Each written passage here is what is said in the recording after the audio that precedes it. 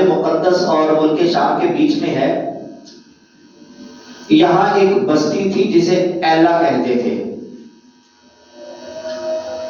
حضرت ابو منذر رحمت اللہ تعالی علیہ آپ فرماتے ہیں کہ ایک اللہ پاک کے نبی حضرت ابراہیم علیہ السلام کی پوتی کا نام ایلا تھا. اب اس پوتی کی نام کی نسبت سے انہی کی نسبت سے اس بستی کا نام ایلا رکھا گیا. واقعہ یہ ہوا کہ اس ایلا نامی بستی میں بنی اسرائیل کا ایک قبیلہ آباد تھا. اب یہ جو لوگ تھے یہ ماہی گیر تھے، سمندر سے مچھلیاں پکڑتے تھے، بیچتے تھے اور اپنی روزی کا اہتمام کیا کرتے تھے. بڑی خوشحال زندگی گزر رہی تھی. پھر قدرت کو ان کا امتحان منظور ہوا، چنانچہ ان کے لیے ہفتے کے دن مچھلی کا شکار جو تھا یہ حرام قرار دے دیا گیا کہ مچھلی کا شکار ہفتے کے دن یہ نہیں کر سکتے. قرآن مجید میں ارشاد فرمایا لا یسأل عما یفعل وهم یسألون. اللہ سے اس کام کے متعلق سوال نہیں کیا جاتا وہ جو وہ کرتا ہے، اور لوگوں سے سوال کیا جاتا ہے. معاملہ تھا یہ بنی اسرائیل پر، اللہ پاک نے ہفتے کے دن مچھلی کا جو شکار تھا یہ کیوں حرام فرمایا؟ اس میں اللہ تعالیٰ کی حکمت تھی. وہ جو چاہے کرے، ہم اس کے بندے ہیں، ہم نے آنکھیں بند کر کے اپنے مالک مولا کا حکم جو ہے اس کو ماننا ہے. وہ مالک ہے، وہ خالق ہے، ساری کائنات کو بنانے والا، پیدا کرنے والا وہ اللہ ہے. ہم اس کے بندے ہیں، ہم اس کی مخلوق ہیں. اب جو حکم اللہ نے دیا ہے اس میں 100 حکمتیں ہو سکتی ہیں. بس اللہ پاک نے بنی اسرائیل کے لیے ہفتے کے دن مچھلی کا جو شکار تھا یہ حرام کر دیا. اب انہیں آزمائش یہ ہوئی کہ ہفتے کے دن سمندر کے اندر مچھلیاں جو تھی یہ زیادہ کثیر تعداد کے ساتھ آنا شروع ہو گئی. اتنی مچھلیاں دیکھ کر ان کے دل جو تھے نا یہ للچاتے، جی چاہتا کہ مچھلیاں پکڑے، بیچے، خوب نفع کمائے، مگر ہفتے کے دن مچھلیاں پکڑنا حرام تھا. لہذا دل کی حسرت جو تھی یہ دل میں ہی رہتی. کچھ عرصہ تو انہوں نے صبر کیا اور اللہ پاک کے حکم پر عمل کرتے رہے. اب یوں ہوا کہ شیطان نے انہیں ہیلا سکھایا. انہوں نے یوں کیا کہ اپنے گھروں کے قریب بڑے بڑے حوض بنائے اور سمندر کے اندر سے نالیاں کھینچ کر اس حوض کے اندر تک وہ لے گئے. اب جب ہفتے کا دن ہوتا، ہفتے والے دن جب مچھلیاں زیادہ ہوتی تو نالیوں کے منہ جو تھے نا ان کو کھول دیا جاتا. مچھلیاں ان نالیوں کے ذریعے سے اب وہ ساری کی ساری جو تھی اب ان حوضوں کے اندر آ جاتی. اب اگلے دن یہ انہیں پکڑ لیتے تھے. یہ بھی اللہ پاک کی نافرمانی ہی تھی. انہوں نے صرف اپنے دل کی تسلی کے لیے ایسا کیا، ورنہ ظاہر ہے مچھلیاں پکڑنا تو منع کیا گیا تھا. چاہے جال ڈال کر پکڑتے، چاہے حوض کے ذریعے ان کو قید کر لیتے. اب ان دونوں کی دونوں صورتوں کے اندر مچھلیاں پکڑنا کیا ہے؟ یہ پکڑی گئی ہیں. اب حوض کے ذریعے، نالیوں کے ذریعے اگر مچھلیاں اب اس حوض کے اندر قید ہو جاتی ہیں، اس صورت میں بھی مچھلیاں پکڑنا ہی کہلائیں گی. لہذا انہیں بڑا سمجھایا گیا، اور جو دین کا درد اپنے دل میں رکھنے والے لوگ تھے انہیں جا کے وہ نیکی کی دعوت دیتے تھے. انہیں بتایا جاتا تھا کہ جو تم کر رہے ہو یہ غیر شرعی ہیلا ہے، ایسا نہیں کیا جاتا، یہ محض ایک بہانہ ہے. تم اللہ پاک کی نافرمانی کر رہے ہو، مگر یہ نہ مانے. یہ ماننے والے نہیں تھے، اللہ پاک کی نافرمانی کرتے رہے، گناہ چھوڑنے اور توبہ کرنے کو تیار نہ ہوئے. آخر ان کی یہ جو مسلسل نافرمانی تھی، اب اس کے سبب اللہ پاک کا جو قہر تھا ان پر برس پڑا. ایک صوبوں کو دیکھا گیا کہ نافرمانوں کے جو چہرے تھے نا یہ مسخ ہو چکے تھے. یہ سارے کے سارے جو نافرمان تھے، جو مچھلیاں پکڑنے والے تھے، یہ آیات میں اسی واقعہ کا ذکر ہے. ارشاد ہوتا ہے وَلَقَدْ عَلِمْتُمْ، اور یقیناً تمہیں معلوم ہے، یعنی اے بنی اسرائیل تم جانتے ہو، تمہارے بچے کو یہ معلوم ہے کیا، الَّذِينَ نَاقَضُوا مِنْكُمْ فِي السَّبْتِ، وہ لوگ جنہوں نے تم میں سے ہفتے کے دن میں سرکشی کی، یعنی ان لوگوں کا واقعہ جنہوں نے ہفتے کے دن شکار کر کے سرکشی کی اور حد سے بڑے، پھر کیا ہوا، فَقُلْنَا لَهُمْ كُونُوا قِرَدَةً خَاسِئِينَ، تو ہم نے ان سے کہا کہ ددکارے ہوئے بندر بن جاؤ. روایات کے مطابق اللہ پاک کا قہر برسنے سے یہ سب کے سب جو نافرمان تھے، جو مچھلیاں پکڑتے تھے، جو اللہ کے حکم کی نافرمانی کرنے والے تھے، وہ سارے کے سارے بندر بن گئے. یعنی ان کی شکلیں جو تھی یہ بگاڑ دی گئی، عقل بھی سلامت تھی، حواس بھی ان کے درست تھے، بس بولنے کی جو طاقت تھی یہ نہ رہی، اور جسم جو تھے یہ بندروں جیسے بن گئے، ان کے جسم بندروں جیسے ہو گئے. حکیم الامت مفتی احمد یار خان نعیمی رحمۃ اللہ تعالی علیہ، آپ نے اس جگہ فرمایا کہ بندر جو ہے نا، بندر ایک خوبصورت جانور ہے.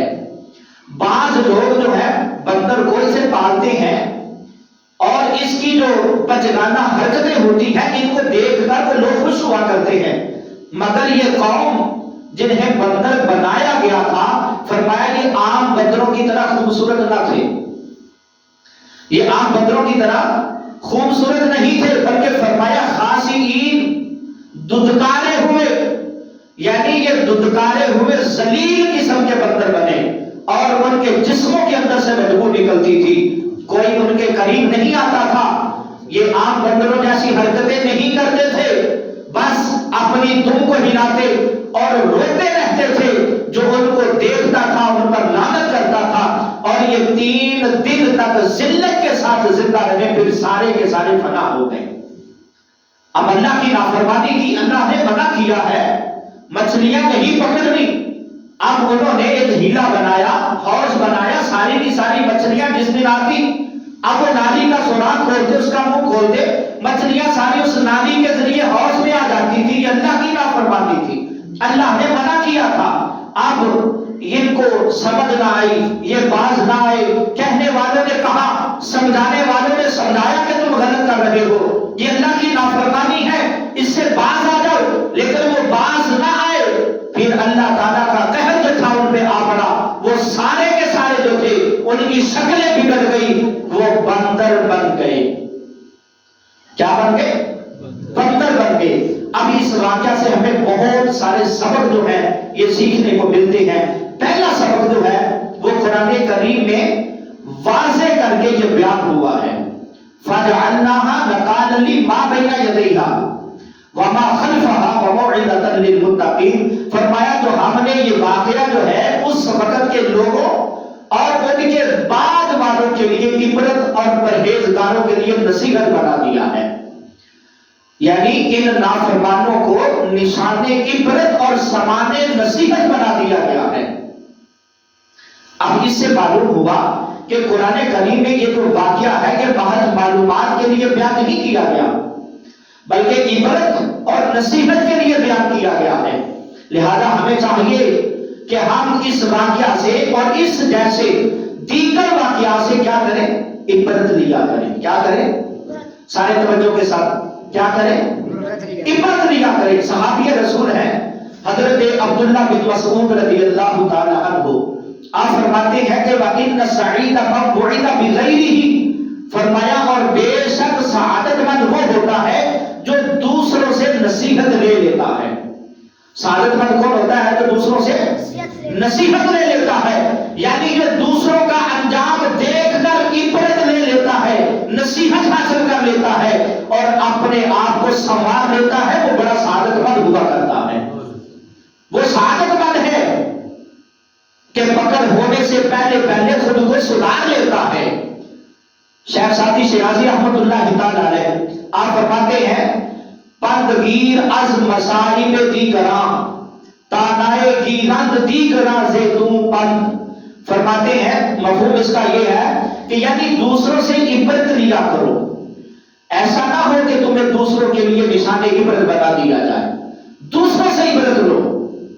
پیارے محترم بھائیوں، یہ سچ ہے کہ جو دوسروں سے عبرت لے کر خود کو اپنے آپ کو جو سدھارتا نہیں ہے، ایک روز خود ہی نشان عبرت بن جایا کرتا ہے۔ اس لیے ہمیں چاہیے کہ نگاہ عبرت پیدا کریں، دوسروں سے عبرت حاصل کریں۔ اٹھتے جنازے جو ہے یہ سامان عبرت ہے، قبرستان کی بڑھتی ہوئی آبادی جو ہے یہ سامان عبرت ہے۔ فلاں بن فلاں بڑا اچھا بھلا تھا، اچانک ہارٹ اٹیک ہوا، کیا ہوا؟ دل میں درد ہوا، سینے میں درد ہوا، ہارٹ اٹیک ہوا، فوت ہو گیا، انتقال ہو گیا، وہ موت کی گھاٹ اتر گیا۔ فلاں نوجوان تھا، جا رہا تھا، سفر میں تھا، روڈ ایکسیڈنٹ ہو جاتا ہے، اس کا انتقال ہو جاتا ہے۔ ایسی بیسیوں خبریں جو ہے ہم سنتے رہتے ہیں، لیکن یہ سب کچھ جو ہے یہ سامان عبرت ہی تو ہے۔ یہ کیا ہے؟ ان سے ہم عبرت لیا کریں، سیکھا کریں اور دل میں فکر آخرت کو بڑھایا کریں۔ اگر جو بندہ کسی کو دیکھ کے عبرت حاصل کر لیتا ہے وہ بڑا سعادت مند ہوا کرتا ہے، کیونکہ وہ دوسرے سے سیکھ جاتا ہے۔ حضرت حاتم اصم رحمت اللہ تعالی علیہ آپ فرماتے ہیں کہ عبرت کے ذریعے علم میں اضافہ ہوتا ہے۔ عبرت کے ذریعے کیا ہوتا ہے؟ علم میں اضافہ ہوتا ہے۔ یعنی جو خوش نصیب، جس خوش نصیب کے پاس نگاہ عبرت ہوتی ہے وہ ہر چیز سے عبرت لیتا ہے۔ جس کے پاس نگاہ عبرت ہوتی ہے وہ کیا کرتا ہے؟ ہر چیز سے عبرت لیتا ہے۔ یوں اس کے دل میں نورانیت جو ہے یہ بڑھتی چلی جاتی ہے۔ اللہ پاک ہمیں بھی توفیق عطا فرمائے کہ ہم بھی دیکھ کر عبرت حاصل کریں۔ اور یہ جو قرآنی واقعہ جو ہم نے سنا ہے اس سے ہم عبرت لیں۔ کیا کیا سبق ہیں اس میں ہمیں جو سیکھنے کو ملتے ہیں؟ سنیے بڑی توجہ کے ساتھ، اگر آپ بیٹھیں گے سنیں گے تو انشاءاللہ عز و جل آپ کو بڑا فائدہ ہوگا۔ سب سے پہلا سبق تو یہ ہے کہ گناہ کا انجام جو ہے یہ ذلت اور رسوائی ہے۔ گناہ کا انجام کیا ہے؟ ذلت اور رسوائی ہے۔ اس سے باس نہیں ہے کہ گناہ چھوٹا ہے یا بڑا ہے۔ آگ تو آگ ہی ہوتی ہے نا میاں، چھوٹی سی چنگاری ہو یا بڑا کوئلہ ہو نقصان تو دونوں کے ساتھ ہی ہوتا ہے نا۔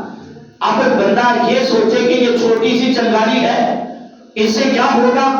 آگ آگ ہی ہوتی ہے، چاہے چھوٹی سی چنگاری ہو یا بہت بڑا کوئلہ ہے، نقصان دونوں ہی کرتے ہیں۔ اسی طرح گناہ جو ہوتا ہے نا، گناہ چھوٹا ہو یا بڑا ہو، چونکہ وہ اللہ اور اس کے رسول کی نافرمانی ہے، لہذا اس کا انجام جو ہے یہ ذلت ہے۔ دیکھیے بنی اسرائیل کا یہ جو قبیلہ تھا یہ کتنا خوشحال تھا، کتنی خوشحال زندگی گزار رہے تھے۔ یہ سب لوگ جو تھے یہ مچھلیاں پکڑتے تھے، بیچتے تھے، مال کماتے تھے، کھاتے پیتے مزے کے ساتھ اپنی زندگیاں گزار رہے تھے۔ جب انہوں نے نافرمانی کی، منع کیا تھا کہ فلاں دن مچھلیاں نہیں پکڑنی، اللہ کی طرف سے حکم آ چکا تھا، لیکن جب انہوں نے نافرمانی کی، اللہ پاک کا حکم نہ مانا، تب سے ان کی الٹی گنتی جو ہے یہ شروع ہو گئی۔ آخر انجام کیا ہوا؟ یہ فرمان نافرمان جو لوگ تھے ان کی شکلیں بگاڑ دی گئی تھی۔ یہ سارے کے سارے جو لوگ تھے جو اللہ کی نافرمانی کرنے والے تھے وہ بندر بن گئے۔ کیا بن گئے؟ بندر بن گئے۔ اللہ پاک ہمیں ایسے بھیانک انجام سے محفوظ فرمائے۔ ہمیں چاہیے کہ گناہوں سے ہر دم بچتے ہی رہا کریں۔ حضرت وہب رحمت اللہ تعالی علیہ آپ سے روایت ہے، فرماتے کہ اللہ پاک نے انبیاء بنی اسرائیل میں سے کسی نبی علیہ السلام کی طرف وحی نازل فرمائی۔ فرمایا کہ جب بندہ میری اطاعت کرتا ہے تو میں اس سے راضی ہو جاتا ہوں۔ جب بندہ میری اطاعت کرتا تو میں کیا کرتا ہوں؟ اس سے راضی ہو جاتا ہوں، اور جب میں اس سے راضی ہو جاتا ہوں تو اسے برکتیں عطا فرماتا ہوں۔ جب راضی ہو جاتا ہوں تو کیا ہوتا ہے؟ اسے برکتیں عطا فرماتا ہوں۔ جب بندہ میری نافرمانی کرتا ہے تو میں اس سے ناراض ہو جاتا ہوں، اور جب میں اس سے ناراض ہو جاتا ہوں تو اس پر لعنت برساتا ہوں، اور میری جو لعنت ہے فرمایا اس کی 7 پشتوں تک پہنچتی ہے۔ کتنی پشتوں تک؟ 7 پشتوں تک پہنچتی ہے۔ اللہ پاک قرآن مجید میں ارشاد فرماتا ہے ظہر الفساد فی البر والبحر بما کسبت ایدی الناس لیذیقہم بعض الذی عملوا لعلہم یرجعون، فرمایا خشکی اور تری میں فساد ظاہر ہو گیا ان برائیوں کی وجہ سے جو لوگوں کے ہاتھوں نے کمائی، تاکہ اللہ انہیں ان کے بعض کاموں کا مزہ چکھائے تاکہ وہ باز آ جائے۔ اللہ اکبر۔ معلوم ہوا کہ اللہ پاک کی نافرمانی اور گناہوں کے سبب زمین میں فساد برپا ہوتا ہے۔ اللہ پاک کی نافرمانی اور گناہوں کے سبب زمین میں فساد برپا ہوتا ہے، قحط بڑھتا ہے، بارشیں رک جاتی ہے، فصلیں تباہ و برباد ہو کر رہ جاتی ہے، پھر وبائیں پھیلتی ہے، اور نہ جانے کیسے کیسے فسادات جو ہے یہ زمین میں ظاہر ہوتے رہتے ہیں۔ یہ سارا کیا ہے؟ گناہوں کی سبب اللہ کی نافرمانیوں کی وجہ سے ہوتا ہے۔ اے عاشقان رسول، اللہ پاک کا یہ خاص ایک فضل ہے، ہمارے پیارے آقا مدینے والے مصطفیٰ صلی اللہ علیہ وآلہ وسلم کا کرم ہے کہ اللہ پاک اپنے پیارے محبوب علیہ السلام کے صدقے میں آپ کی امت کو رسوا نہیں کرتا۔ ہم گناہ بھی کرتے ہیں تو ہم پر پہلی قوموں کی طرح اجتماعی عذاب نہیں آتے۔ مصطفیٰ کریم علیہ السلام کی امت کا اگر کوئی فرد گناہ کرتا ہے تو پہلی امتوں کی طرح اجتماعی عذاب نہیں آتا، ہمارے چہروں کو نہیں بگاڑا جاتا، اس امت کو پہلی امتوں کی طرح بندر اور خنزیر نہیں بنایا جاتا۔ مگر یاد رکھیے اللہ پاک کی جو نافرمانی ہے، اس نافرمانی کا نتیجہ جو ہے یہ بہرحال نکلتا ہی ہے، نافرمانی کا نتیجہ تو نکلتا ہی ہے۔ علماء کرام فرماتے ہیں پچھلی امتوں کو جو عذاب تھا نا یہ جسمانی خسف مسل کا تھا، یعنی پہلی امتیں جب نافرمانی کرتی نا تو انہیں زمین میں دنس دیا جاتا تھا یا ان کے چہروں کو بگاڑ دیا جاتا تھا، کوئی بندر بن جاتا تھا، کوئی خنزیر بن جاتا تھا۔ لیکن اس امت کا جو عذاب ہے یہ روحانی خسف مسل کا ہے۔ پہلے جسم بدلتے تھے، اب دل الٹ دیے جاتے ہیں، اب دل کی حالت تبدیل کر دی جاتی ہے۔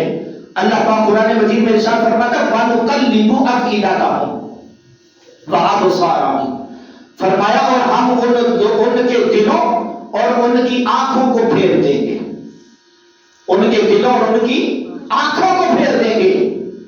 اللہ اکبر، کیسی عبرت کی بات ہے۔ گناہ کرنے سے اللہ اور اس کے رسول کی نافرمانی کے سبب دل الٹ دیے جاتے ہیں۔ حکیم الامت مفتی احمد یار خطیبی رحمۃ اللہ تعالی علیہ یہ آیت ذکر کر کے فرماتے ہیں دل بگڑنے کی 3 نشانیاں ہیں۔ کتنے نشانیاں؟ فرمایا دل بگڑنے کی 3 نشانیاں ہیں۔ نمبر 1 فرمایا اطاعت میں لذت نہ پانا، اطاعت میں لذت نہ پانا۔ نمبر 2 گناہ سے خوف نہ کرنا۔ نمبر 3 فرمایا کسی کی موت سے عبرت نہ پکڑنا۔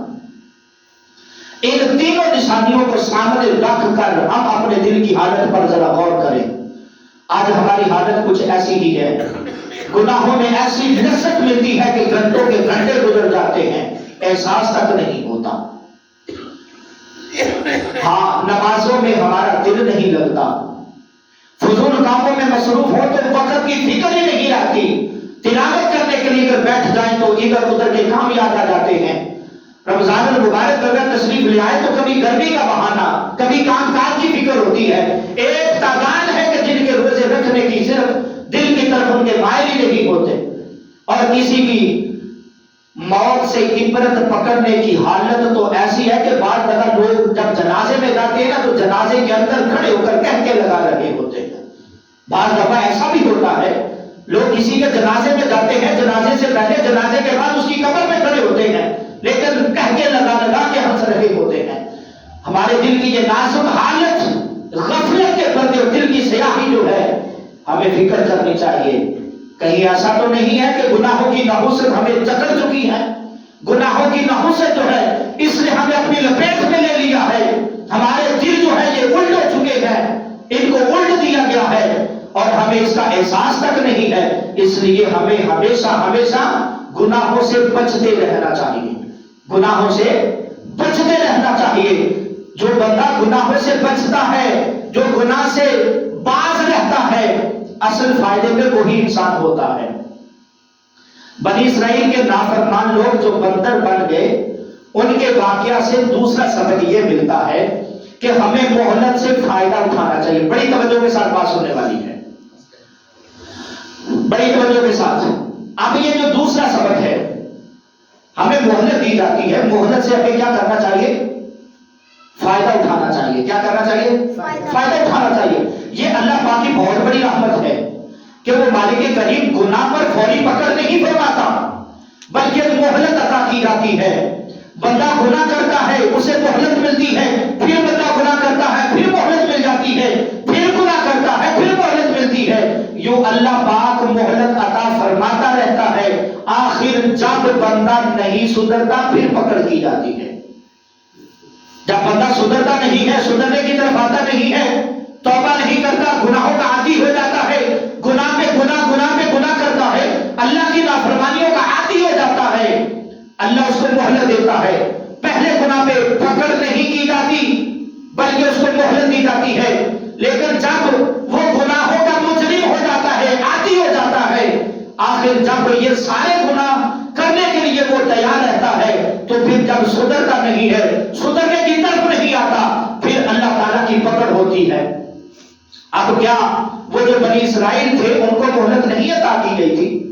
ایسا نہیں تھا کہ ادھر پھر انہوں نے نافرمانی کی، ہفتے کے دن مچھلی کا شکار نہیں کیا، اگلے دن وہ سارے کے سارے بندر بن گئے، نہیں، ایسا نہیں تھا، بلکہ روایات میں آتا ہے کہ لوگ 70 سال تک اس گناہ میں مبتلا رہے۔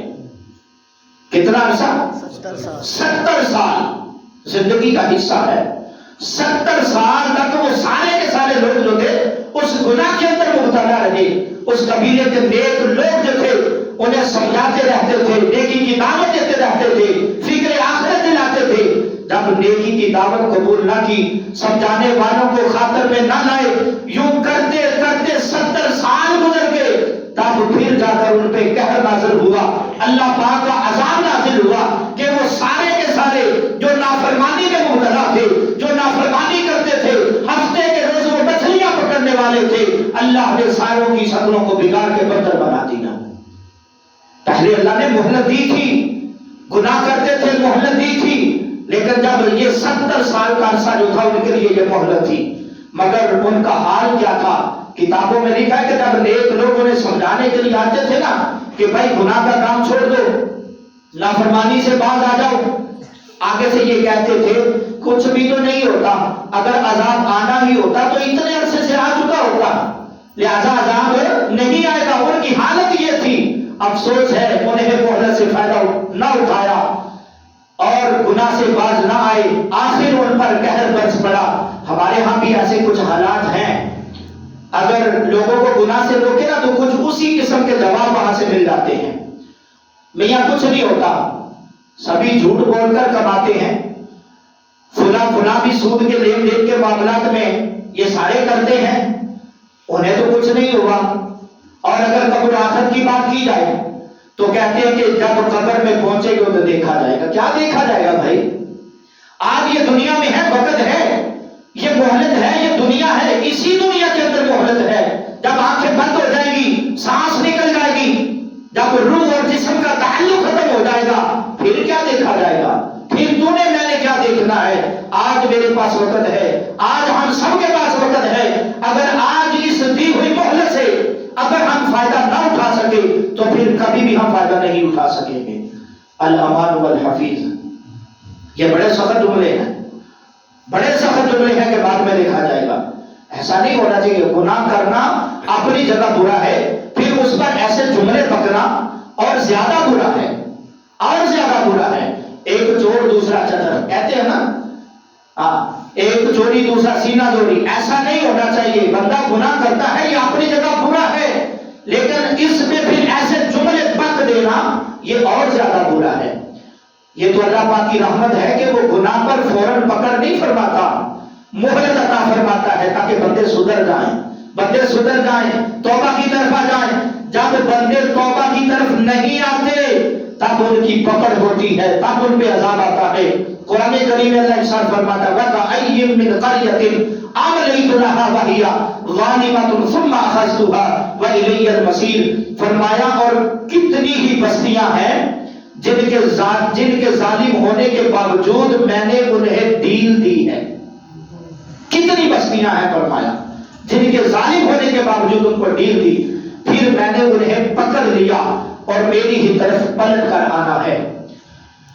اس آیت مبارکہ سے معلوم ہوا کہ اللہ پاک ظالم اور گناہگار شخص کو ڈھیل دیتا رہتا ہے۔ اس کو ڈھیل دیتا ہے؟ ظالم کو اور گناہگار کو، اور فوری طور پر اس کی گرفت نہیں فرماتا، حتیٰ کہ وہ یہ گمان کرنے لگ جاتا ہے کہ اللہ پاک اس کی گرفت نہیں فرمائے گا، پھر اللہ پاک اس کی وہاں سے پکڑ فرماتا ہے کہ جہاں اس کے وہم و گمان میں بھی نہیں ہوتا، ایسی جگہ سے اس کی گرفت کی جاتی ہے، اور اس وقت اپنے آپ کو ملامت کرنے کی سوا کچھ اور نہیں رہتا۔ تو ظالم کی نجات اسی میں ہے کہ وہ اپنے اوپر اللہ پاک کا عذاب نازل ہونے سے پہلے ظلم اور گناہ سے باز آ جائیں، اپنے ظلم اور گناہ سے باز آ جائیں، اور اس کی بارگاہ میں سچے دل کے ساتھ آ کے توبہ کر لیں۔ جن پر ظلم کیا ہے ان کے حقوق کو، جن کے حقوق کو ضائع کیا ہے ان سے معافی مانگ لے، اور ان کے حقوق نہیں جن کے ادا کیے ان کے حقوق ادا کرے۔ اللہ پاک ہمیں عمل کی توفیق نصیب فرمائے۔ کتابوں میں لکھا ہے، آپ نے سنا ہے علماء سے، فرعون کتنا بدبخت تھا، بڑا ظالم تھا نا، خدائی کا دعویٰ کیا کرنے والا تھا نا، یہ جس نے خدائی کا دعویٰ کیا تھا۔ حضرت موسیٰ علیہ السلام کا عصا مبارک تھا نا، جب پھنکارتا ہوا سانپ بنا نا تو فرعون جو تھا اس کے گھر سے بھاگا۔ جب بھاگا تو اب اس نے بولنا شروع کیا، کہا کہ اے موسیٰ مجھے مہلت دے دیجیے۔ حضرت موسیٰ علیہ السلام نے فرمایا اب کوئی مہلت نہیں ہے۔ اس پر پھر وحی آئی، اللہ پاک نے فرمایا اے موسیٰ بے شک میں حلم والا ہوں، اسے مہلت دے دیجیے۔ کتنا بڑا ظالم تھا، خود خدائی کا دعویٰ کرنے والا تھا۔ بعض روایات میں آتا ہے کہ جب فرعون نے کہا نا کہ میں ہی تمہارا سب سے بڑا رب ہوں، تو اس کے اس گستاخانہ جملے پر زمین و آسمان جو تھے یہ کہاں ہو گئے۔ حضرت جبریل امین علیہ السلام نے اس پر عذاب اتارنے کے لیے اپنے پاؤں کو پھیلا دیا، مگر اللہ پاک نے اسے پھر مہلت عطا کی، فرمایا جبریل رک جاؤ، اسے درگزر کر دو۔ اللہ اکبر، کیسا ہی رب ہے۔ فرعون کو بار بار مہلت ملتی رہی مگر اس نے اس مہلت سے فائدہ نہ اٹھایا، توبہ کی طرف نہ بڑھا، مزید سرکشی میں ہی مبتلا رہا، سرکشی کرتا چلا گیا۔ آخر نتیجہ کیا ہوا؟ اللہ پاک فرماتا ہے وَأَخَذَهُ اللَّهُ نَكَالَ الْآخِرَةِ وَالْأُولَىٰ، تو اللہ نے اسے دنیا اور آخرت دونوں کے عذاب میں پکڑا۔ پتہ چلا جو اللہ پاک کی دی ہوئی مہلت سے فائدہ نہیں اٹھاتا، گناہوں سے باز نہیں آتا، توبہ نہیں کرتا، آخر اسے عبرت کا نشان بنا دیا جاتا ہے۔ کیا کر دیا جاتا ہے؟ اسے عبرت کا نشان بنا دیا جاتا ہے۔ اللہ پاک کے نبی حضرت ابراہیم خلیل اللہ علیہ السلام، آپ کو بھی معراج ہوئی، آپ کو ایک چٹان پر کھڑا کر دیا گیا، اسے کھڑے ہوئے آپ نے ساتوں زمینوں اور آسمان کا مشاہدہ کیا۔ آپ کے لیے زمین و آسمان کا مشاہدہ جو تھا اس کو کھول دیا گیا تھا، آپ نے یہیں پہ کھڑے ساتوں آسمانوں اور زمینوں کے ایجابات کو دیکھ لیا۔ حضرت عطا رحمۃ اللہ تعالی فرماتے ہیں کہ حضرت ابراہیم علیہ السلام جب زمین اور آسمان کی بادشاہ ملاحظہ فرما رہے تھے، فرمایا آپ کی جو نگاہ تھی نا، آپ کی نگاہ پاک ایک بندے پر پڑی، وہ بدکاری کر رہا تھا۔ کیا کر رہا تھا؟ بدکاری میں مبتلا تھا۔ ابراہیم علیہ السلام چونکہ اللہ پاک کے نبی ہیں، گناہوں سے بڑی نفرت کرنے والے انبیاء ہوتے ہیں، آدمی کو جب اللہ تعالیٰ کی نافرمانی میں دیکھا تو بڑی غیرت آئی، اور اسی غلبہ غیرت کے سبب آپ نے اس کے خلاف دعا کی، اللہ کی بارگاہ میں دعا کی، اور وہ شخص جو تھا اسی وقت ہلاک ہو چکا تھا، اسی وقت ہلاک ہو گیا۔ ایک اور بندے کو دیکھا جو چوری کر رہا تھا، آپ نے اس کے خلاف بھی دعا کی، وہ بھی وہیں کا وہیں ہلاک ہو گیا۔ یہ معاملہ ہوا تو اللہ پاک نے فرمایا اے ابراہیم ہمارے بندوں کو چھوڑ دو، نبی ہیں، فرمایا اے ابراہیم ہمارے بندوں کو چھوڑ دو، بے شک میرے بندے کے لیے 3 صورتیں ہیں۔ کتنی صورتیں؟ 3 صورتیں۔ کون فرما رہا ہے؟ اللہ کہہ رہا ہے اے ابراہیم میرے بندے کے لیے 3 صورتیں ہیں۔ فرمایا یا تو یہ وہ گناہ کے بعد توبہ کر لے گا، لہذا میں اسے بخش دوں گا۔ اللہ بتا گناہ کرتا ہے، اللہ فرماتا 3 صورتیں ہیں، یا یہ گناہ کرنے کے بعد توبہ کر لے گا لہذا میں اسے بخش دوں گا، یا پھر اس کی اولاد ایسی نیک ہوگی کہ اس کی بخشش کا سبب بن جائے گی۔ اس کی اولاد میں ایسی اولاد نکل آئے گی ان کے سبب میں اس کی بخشش فرما دوں گا، اس کو بخش دوں گا۔ اور تیسری صورت یہ ہے کہ یہ بندے پر جب بدبختی غالب آئے گی، یہ مہلت سے فائدہ نہیں اٹھائے گا، تب اس کے لیے جہنم ہے۔ گناہ پہ توبہ نہیں کرے گا، شرمندہ نہیں ہوگا، اللہ کی بارگاہ میں نہیں آئے گا، گناہ پہ گناہ کرتا جائے گا، اللہ مہلت دیتا ہے، ڈھیل دیتا ہے کہ شاید بندہ سدھر جائے، شاید بندہ سدھر جائے۔ نماز نہیں پڑھی، ڈھیل دیتا ہے، شاید اگلی نماز کے لیے یہ مسجد میں آ جائے۔ ابھی گناہ کیا ہے، فوراً پکڑ نہیں کی، کیوں؟ شاید بندہ سدھر جائے، توبہ کر لے۔